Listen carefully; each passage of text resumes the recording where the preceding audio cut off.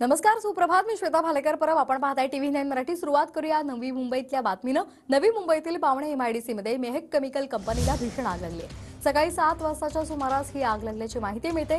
नवी मुंबईतील अग्निशमन दलाच्या गाड्या घटनास्थळी दाखल झाल्या आहेत. आगीवर नियंत्रण मिळवण्याचे अग्निशमन दलाचे प्रयत्न सध्या सुरू आहेत. आग लागलेल्या कंपनी शेजारच्या कंपन्या रिकामी करण्यात आलेल्या आहेत. तर आपण ही दृश्य पाहतोय. नवी मुंबईतील पावणे एमआयडीसी परिसरातली ही दृश्य आहेत. तिथल्या मेहक केमिकल कंपनीला भीषण आग लागलेली आहे. आपण या संदर्भात अधिक माहिती घेऊयात आमचे प्रतिनिधी नंदकिशोर यांच्याकडून. नंदकिशोर, सध्याची काय परिस्थिती आहे, काय अधिकचे अपडेट्स?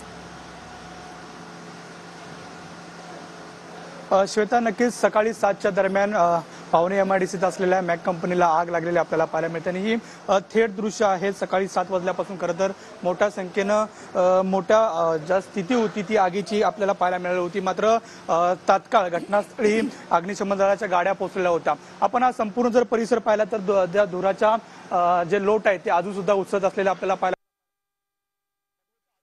अजून सुद्धा पाहायला मिळाले आणि याचाच सतर्क म्हणून जे आजूबाजूच्या ज्या कंपन्या आहेत,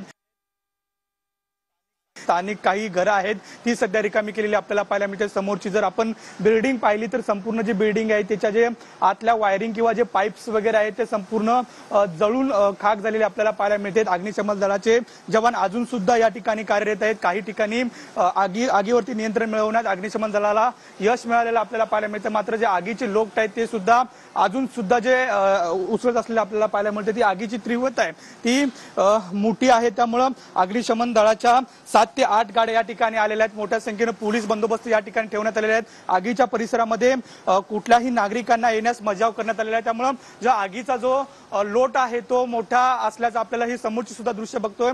जी आग आहे ती सध्या वाढतच असलेली आपल्याला पाहायला मिळते. खरं तर हा संपूर्ण परिसर आता मोकळा करण्यात आलेला असून अग्निशमन दलाच्या 7 ते 8 गाड्या या ठिकाणी आलेल्या आहेत आणि जवान आता आगीवरती नियंत्रण मिळवण्याचं काम सुरू आहे. श्वेता, अगदी धन्यवाद नंदकिशोर, आपण दिलेल्या या माहितीसाठी.